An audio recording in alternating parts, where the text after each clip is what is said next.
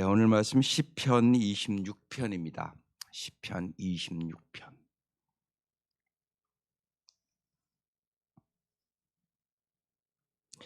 시편 말씀은 날마다 소리 내어 읽는 것만으로도 기도가 되는 것이 시편이에요. 그래서 영적으로 잘 성숙하는 사람들은 대개 하루에 시편을 5편씩 꼭 읽습니다. 그러면 150편이잖아요. 한 달에 한 번씩 꼭 읽는 것입니다. 그래서 시편을 수백 번 읽는 사람들이 참 많습니다. 또 잠언도 우리가 가정에서 아이들이랑 자꾸 읽으라고 그러잖아요. 지혜의 책이기 때문에 한 장씩 읽어 나가면 한 달에 한 번씩 꼭 읽습니다. 그래서 많은 우리의 신앙의 선배들이 잠언 한 장, 시편 5편, 이것은 날마다 읽어가는 그런 시편입니다. 그래서 오늘은 1절부터 12절까지 한번 읽겠어요. 그러시고 1절부터 다시 보겠습니다. 시작. 내가 나의 완전함에 행하여 싸우며 흔들리지 아니하고 여호와를 의지하여 싸우니 여호와여 나를 판단하소서. 여호와여 나를 살피시고 시험하사 내 뜻과 내 양심을 단련하소서. 주의 인자하심이 내 목전에 있나이다. 내가 주의 진리 중에 행하여 허망한 사람과 같이 앉지 아니하여 싸우니 간사한 자와 동행하지도 아니하리이다. 내가 행악자의 집회를 미워하오니 악한 자와 같이 앉지 아니하리이다. 여호와여 내가 무지함으로 손을 씻고 주의 제단에 두루 다니며 감사의 소리를 들려주고 주의 기이한 모든 일을 말하리이다. 여호와여 내가 주께서 계신 집과 주의 영광이 머무는 곳을 사랑하오니 내 영혼을 죄인과 함께 내 생명을 살인자와 함께 거두지 마소서. 그들의 손에 사악함이 있고 그들의 오른손에 뇌물이 가득하오나 나는 나의 완전함에 행하오리니 나를 속량하시고 내게 은혜를 베푸소서. 내 발이 평탄한 데 섰사오니 무리 가운데에서 여호와를 송축하리이다. 예. 특별히 이 시편은 우리가 어떻게 예배할지, 어떻게 기도할지에 대해서 우리에게 잘 가르쳐 주고 있는 책이 시편이에요. 그래서 시편은 예배와 기도의 교과서다 이렇게 말씀을 합니다.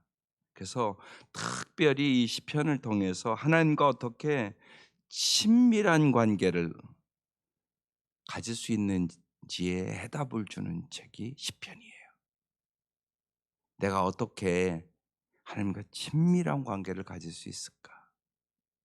여러분 잘 생각해 보세요. 사람들도요, 친밀한 사람이 있고 안 친밀한 사람이 있어요. 나의 모든 마음에 속에 있는 것까지 다 얘기할 수 있는 사람이 있고 그렇지 못한 사람이 있다고요. 친구라도 다 똑같은 친구가 아니라고요. 하나님과의 관계도 마찬가지입니다. 하나님과 친밀한 관계가 있는 사람이 있고 그러지 않은 사람이 있단 말이에요. 신앙생활을 해도.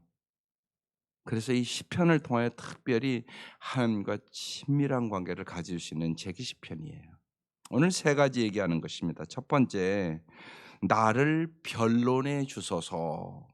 그것이 이제 1절부터 주시는 말씀이에요. 보십시오. 내가 나의 완전함에 행하여 싸우며 죄가 없다는 의미가 아니에요. 예, 이 완전은 어떻게 보면 성숙에 대한 단어입니다. 내가 언제나 성숙하기를 힘썼다는 얘기입니다. 나의 완전함에 행하여 싸우며 흔들리지 아니하고 여호와를 의지하여 싸우니 여호와여 나를 판단하소서 그랬어요. 여기 판단이라는 단어가 있어요. 사람들은 판단을 하고 살아요. 근데 판단에는 3가지가 있어요. 내가 나를 판단하는 거. 이건 지극히 작은 일이라고 얘기하고 있어요. 또 남이 나를 판단하는 수도 있어요. 남이 나를 판단하잖아요. 또 사람들은 거기에 너무 많이 신경을 써요. 남이 나를 어떻게 판단하는가. 그것도 큰일 아니에요. 올바른 일도 아니에요. 남이 내 속을 어떻게 알아요? 또 내가 나를 판단하는 것도 올바르지 않아요. 내가 나를 다 아느냐? 그렇지 않아요. 내 죄도 다 몰라요. 하나님이 안 가르쳐 주시면. 그러니까 정말 회개하면 여러분 놀라운 역사가 일어납니다. 근데 많은 사람이 회개도 못 해요. 왜? 자기 죄를 모르니까. 이런 분들 있을 거예요, 여기도요. 내가 눈물 흘려 기도하면 내가 언젠가 모르겠다. 그럴 수 있거든요. 왜? 죄를 모르니까. 죄를 알고 정말 기도하면 어떻게 눈물을 안 흘리고 기도하겠어요? 근데 무감각해진 거예요. 또 하나 주님의 판단이 있어요. 그것만 올바라요. 남의 판단이 있고 나의 판단이 있고 주님의 판단이 있는데 주님의 판단만 옳아요. 그래서 여기 지금 이 다윗은 여호와여 나를 판단해 달라고 말씀하고 있는 거예요. 특별히 오늘 이 말씀의 배경은 아마 이게 다윗의 비판시라고 얘기하는데 아들 압살롬이 반역을 함으로 말미암아 말할 수 없는 어려움에 지금 처했어요. 아들이 아버지를 죽이겠다고 반역을 하니까 이게 얼마나 힘들고 괴로운 일이겠어요. 그런 상황 속에서 지금 이게 지은 시편이에요. 그래서 여호와여 내가 정말 올바로 언제나 살려고 이렇게 힘썼는데 여호와여 나를 좀 변론해 주십시오. 여호와의 나를 좀 판단해 주십시오. 지금 그렇게 기도하고 있는 거예요. 그러니까 이 다윗은 정말 하나님만이 모든 것을 올바로 판단하시는 분임을 확실히 알았어요. 여러분이 이것을 알 때 자유할 수 있어요. 여러분 남이 여러분만 판단을 해도 여러분 얼굴빛이 변하고요. 오해를 받으면 막 어찌할 줄을 모르고 변명하느라고 막 그냥 벌쩍벌쩍 뛰고 이런 분들이 참 많아요. 하나님을 모르면 그럴 수밖에 없어요. 그래서 여러분이 하나님을 아는 만큼 행복해지고요. 하나님을 아는 만큼 자유하다는 의미가 그런 의미예요. 하나님 다 아시니까요. 그런데 하나님이 때로는 우리가 오해받아도 내비두는 이유가 있어요. 우리를 하나님은 성숙시키기를 원하기 때문에 그러세요. 그래서 그 다음 바로 나와요. 여호와여 나를 살피시고 뭐 한다고요? 시험하사 그랬어요. 내 뜻과 내 양심을 단련하소서. 예, 요 단어들이 보세요. 시험한다, 단련한다. 하나님 우리를 훈련시키세요. 그래서 하나님은 이제 시험도 이제 세 가지가 있어요. 이 우리 성경은 다 시험이라고 나와서 우리가 헷갈리는데 시험도 유혹이라는 의미가 있고요. 단련이라는 의미가 있고요. 테스트라는 의미가 있어요. 여기는 여호와의 나를 살피시고 시험하사 단련하사 그런 의미겠죠. 밑에 써 있으니까요. 예, 하나님 우리를 때로 시험하세요. 훈련시킨다고요. 훈련. 광야 훈련을 시키고 훈련시킨다고요. 왜? 우리에게 진짜 믿음의 사람을 만들려고. 그럼 믿음이 그냥 자라면 얼마나 좋겠어요. 근데 그렇지 않아요. 단련해서 믿음이 생겨요. 예. 믿는다고 입술로는 다 하죠. 근데 안 믿는다니까요, 우리가요. 하나님을 가장 의지해야 된다는 건 머리로는 다 알아요. 그런데 하나님보다 돈을 더 의지하거든요. 이건 가짜 믿음이거든요, 가짜 믿음. 그래서 하나님 우리를 뭐 한다고요? 단련하세요, 단련. 단련해서 우리를 정말 믿음의 사람으로, 정말 소망의 사람으로, 정말 사랑의 사람으로 우리를 빚어 가시는 거예요. 그래서 여호와여 나를 살피시고 시험하사 내 뜻과 내 양심을 단련하소서. 내 뜻이 하나님의 뜻에 딱 맞는지, 내 양심이 하나님 보시기에 깨끗한지 단련하십시오. 그렇게 말씀하고 있는 거예요. 다윗이 이런 기도를 했기 때문에 그 역경을 다 이긴 거예요. 그래서 우리가 여러분 어떤 기도를 하냐가 참 중요해요. 어려울 때 반드시 내가 하나님의 선하심을 믿으셔야 돼요. 하나님이 모든 것에 합력하여 선을 이루심을 믿으셔야 돼요. 그렇지 않으면 이렇게 질문하고 "하나님 나에게 왜 이러십니까?" 이렇게 질문이 나오거든요. 그러면 그 시련과 어려움을 못 이겨요. 하나님, 하나님이 분명히 나를 훈련하고 단련시키는 건데 이 어려움을 어떻게 이길 수 있을까요? 이렇게 물어보셔야 돼요. 하나님께 우연은 없다. 그래서 하나님은 우리의 모든 것을 합력하여 선을 이루시기를 원하세요. 여러분 우리가 이 땅에서 때로는 병도 걸리고 때로는 또 죽기도 하고 그러잖아요. 예. 엊그제도 여러분이 아직 지구촌 교회 이동원 목사님이라고 원로 목사님이 있어요. 그분 둘째 아들이 죽었어요. 그러니까 뭐 성도들이 한테 기도도 부탁했고 그랬겠죠. 아마 둘째 아들이니까 제가 보기에 한 40, 한 7, 8 됐을까? 그랬을 것 같아요. 목사님이 이동원 목사님이 은퇴하셨으니까. 예. 목사님 가정에도 그런 일들이 온단 말이에요. 뭐 기도 안 했겠어요? 그렇지만 그것을 어떻게 받아들이냐 이것이 참 중요하다고요. 예. 정말 천국에 대한 확신이 없으면 얼마나 절망하겠어요. 그러니까 그럴 때마다 중요한 게 있어요. 하나님의 말씀으로 꽉 무장을 해야 되는 거예요. 그 말씀을 진짜 믿으셔야 되는 거예요. 하나님은 언제나 우리에게 소망의 말씀을 주시기 때문에 그렇죠. 그래서 여호와여 나를 살피시고 시험하사 내 뜻과 내 양심을 단련하소서. 내가 정말 하나님의 뜻대로 예수님이 하나님의 뜻대로 십자가를 지시잖아요. 근데 그게 멸망 아니거든요. 그게 구원이에요. 정말 하나님의 뜻은 너무나 깊고 높아서 그 시대의 사람들은 다 예수님 저주받았다고 그랬거든요. 근데 그건 저주의 십자가가 아니었어요. 그것은 축복의 십자가였단 말이에요. 이 눈이 열려야 된단 말이에요, 우리에게. 이 땅에서 특별히 고난 당할 때. 그래서 하나님을 가까이 함이 복이에요. 어려움은 하여튼 우리가 하나님을 더 가까이 하게 돼 있잖아요. 근데 이게 은혜란 말이에요. 어려워도 주님 앞에 더 멀어지는 사람들이 있어요. 이건 복이 아니에요. 근데 어려워요, 내가. 근데 하나님 앞에 더 가까이 하고 하나님과 친밀한 관계를 가져요. 이게 복이에요. 지금 다윗이 엄청나게 어려우면 이게요. 아예 아들 압살롬이 반역을 해서 아버지를 죽이려고 지금 그런 상황이라고요. 기가 막힌 상황 아니에요. 그런데 다윗은 이 일들을 통하여 하나님과 더 가까이 가는 기회로 삼았다고 지금 말씀하는 거예요.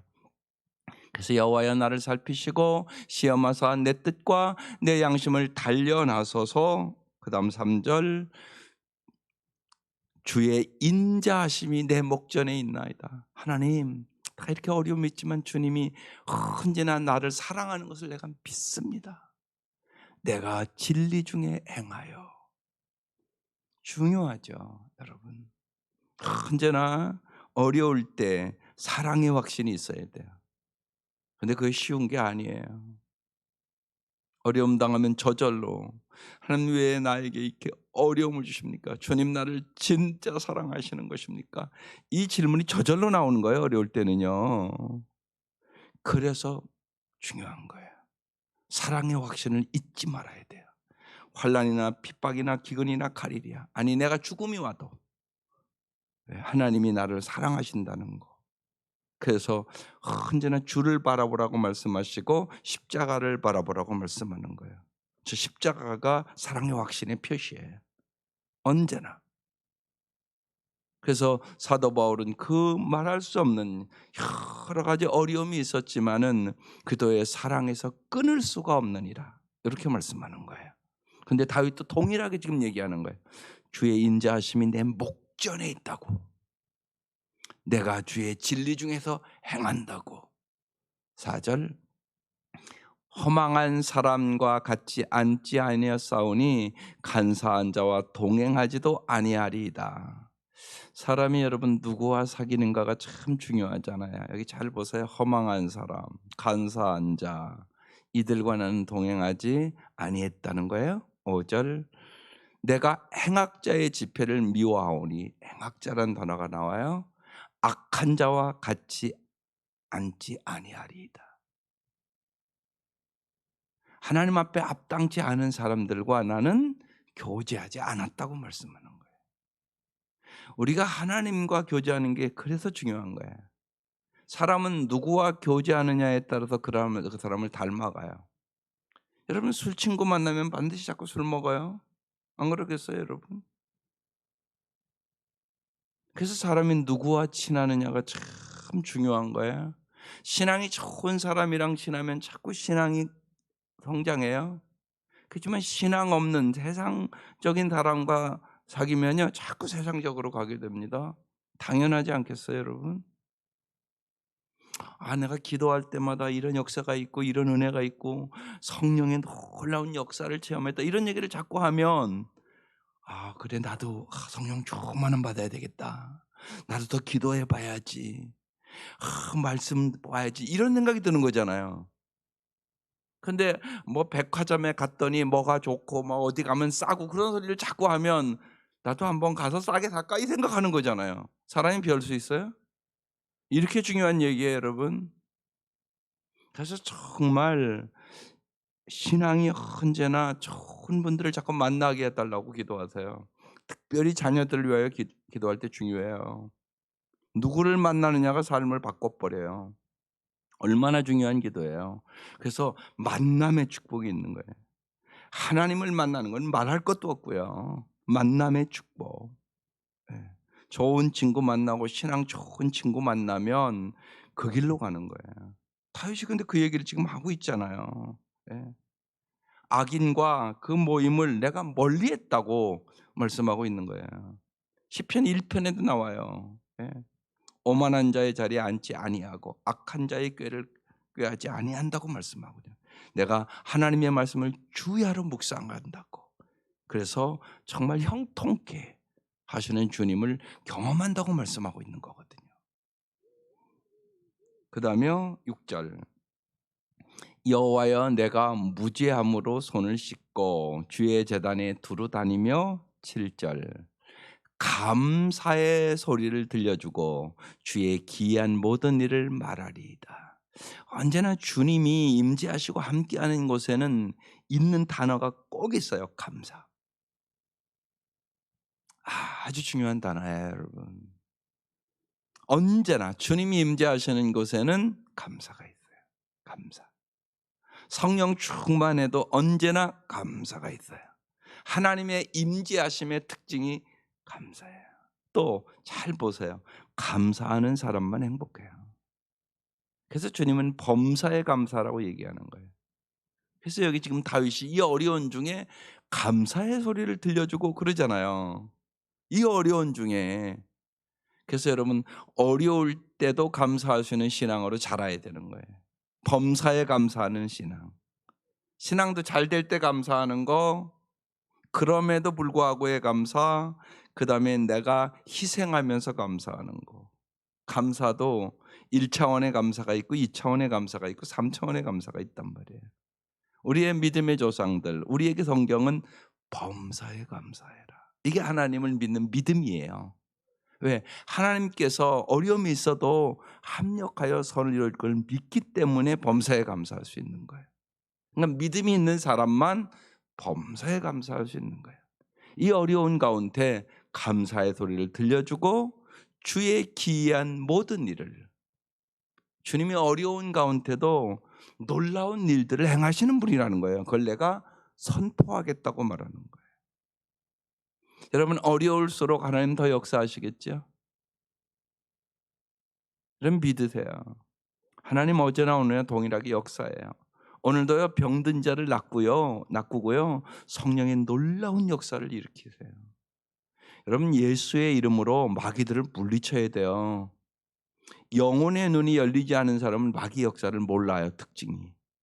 여러분이 성령이 충만하고 성령의 기름 부으심 받아야 되는 이유가 거기에 있어요. 우리의 싸움은 혈과 육에 대한 싸움 아니에요. 여러분, 마귀와의 싸움이에요. 남편이 속삭이는 거 아니에요. 우린 자꾸 그렇게만 보잖아요. 아니에요. 그 남편 속에 역사하는 마귀가 있다고요. 그래서 우리가 그런 얘기하는 거예요. 죄는 미워하지만 사람은 미워하지 말라는 얘기하는 거예요. 죄 누가 짓게 해요? 언제나 마귀가 짓게 하는 거예요. 여기에 눈이 열려야 된다고요. 그래서 여러분요, 새벽에도 뜨겁게 기도하고 가세요. 그래야 마귀가 물러가죠. 아주 중요하다고요. 마귀와의 싸움이라고요. 사람과의 싸움이 아니에요. 근데 이걸 모르는 사람은 사람과 자꾸 싸워요. 안 된다고 자꾸 그런다고요. 그렇죠, 뭐. 우리의 힘으로 어떻게 사람을 변화시켜요? 자기도 못 변화시키는데 내가 나도 못 변화시킨다고요. 그런데 여러분 보세요. 성령 충만하면 내가 변한다니까요.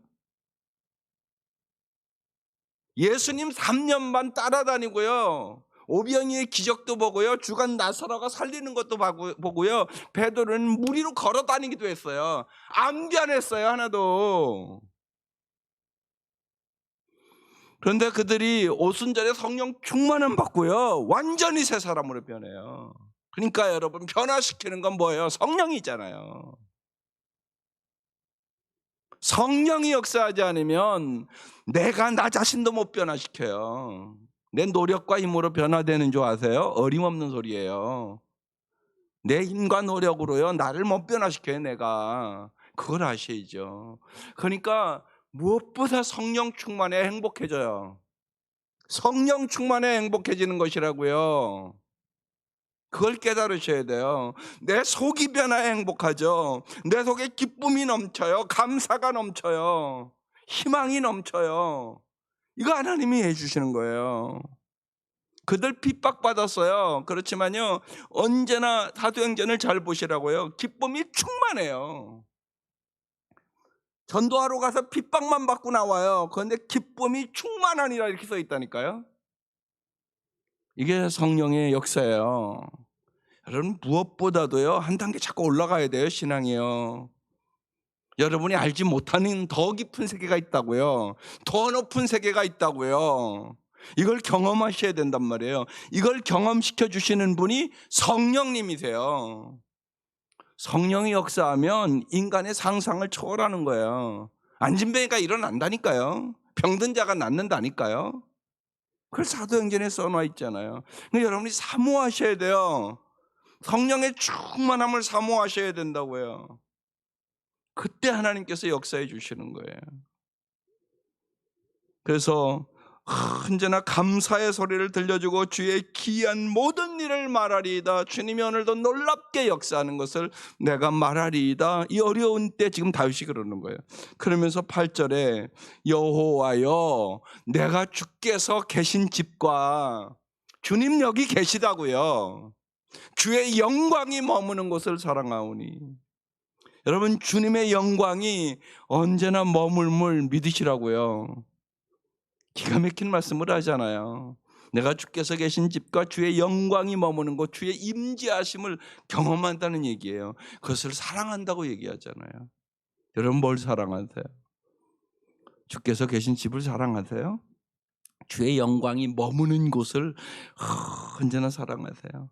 하나님, 우리 집에 오늘 이 저녁 예배 드리는데 임재하여 달라고, 주님의 영광이 머무는 곳이 되게 해달라고, 내 집이 주님의 영광이 머무는 곳이 되려고, 이 성전에 기도하는 내가 기도하는 이 자리가 주님의 영광이 머무는 곳이 되게 해달라고. 여러분, 그런 기도가 필요한 거예요. 주님의 영광이 머무는 곳, 그것이 축복의 장소죠. 그게 소망의 장소예요. 주님의 영광이 머물기만 하면 역사가 일어나는 거예요. 놀라운 역사가 일어나죠. 그래서 주님의 영광이 머무는 곳을 사랑한다고. 다윗이 이 어려운 중에도 얼마나 하나님의 임재하심을 사모하는지 보세요. 주님의 영광이 머무는 곳을 내가 사랑한다고. 언제나. 그래서 내가 주의 성전의 문지기가 되는 것이 좋사오니 이러는 거예요. 왕의 자리보다 하나님의 영광이 머무는 곳, 하나님이 임재하는 곳, 그것을 나는 진짜 사랑한다고 그렇게 말씀하고 있는 거죠. 9절이요. 내 영혼을 죄인과 함께 내 생명을 살인자와 함께 거두지 마소서. 지금 자기의 그 어려움 속에서 지금 구원해 달라고 얘기하는 거예요. 10절. 그들의 손에 사함이 있고 그들의 오른손에 뇌물이 가득하오나 11절. 나는 나의 완전함에 행하오리니 나를 속량하시고 내게 은혜를 베푸소서. 여기 오늘 핵심 말씀. 그래서 오늘 제목이 여기서 나왔어요. 나는 나의 완전함에 행하오리니. 예. 죄가 없다는 의미가 아니라고 그랬어요. 언제나 정말 하나님의 뜻대로 내가 성숙하게 하나님의 말씀대로 내가 완전함에 살기를 원합니다. 그런 얘기예요.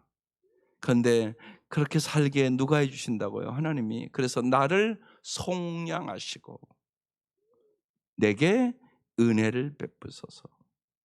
여기 속량이라는 단어는 쉬운 단어로 해방이에요. 해방.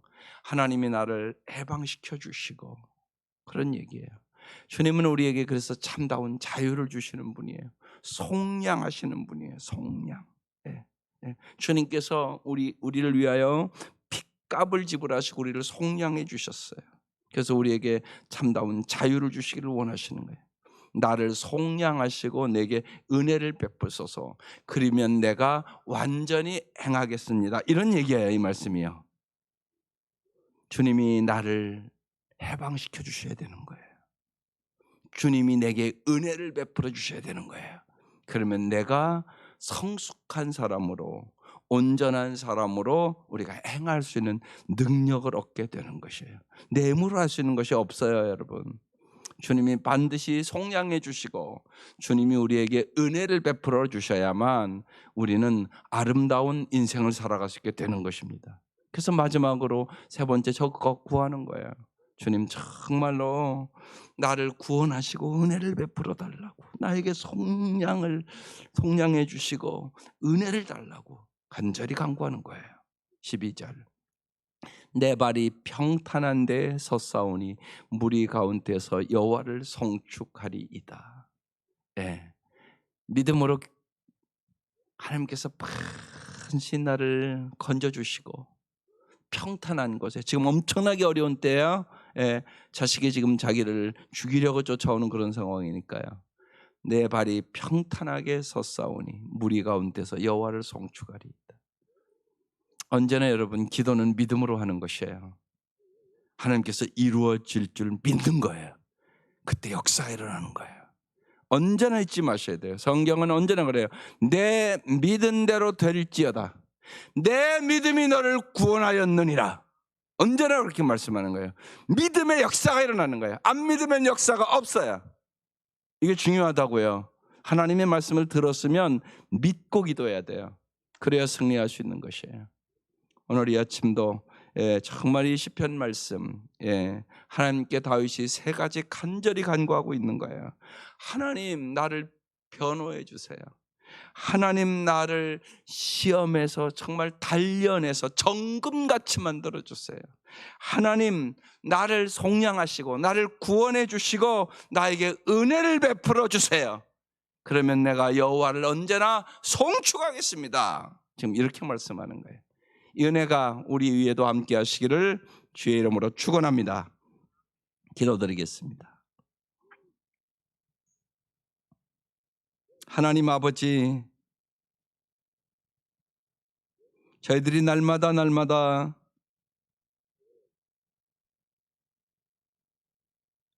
주님이 주시는 은혜와 주님이 주시는 능력으로 온전한 거룩한 삶을 살아갈 수 있도록 인도하여 주시고 진실로 경건한 삶을 살며 간구하는 그 기도에 하나님은 능력으로 오늘도 역사하심을 기억하게 하시옵소서.